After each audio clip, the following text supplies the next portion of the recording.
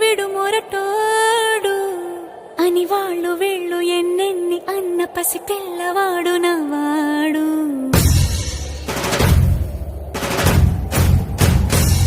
విడు ముండోడు అని ఊరు వాడ అనుకున్న గాని మహారాజు నాకు నవ్వాడు.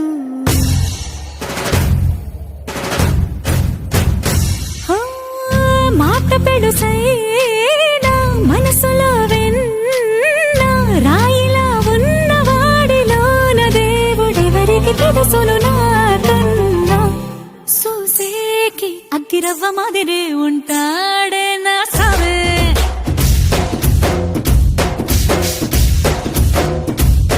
మెత్తాని పత్తి పువ్వుల మరేసంటాడే నా సవే.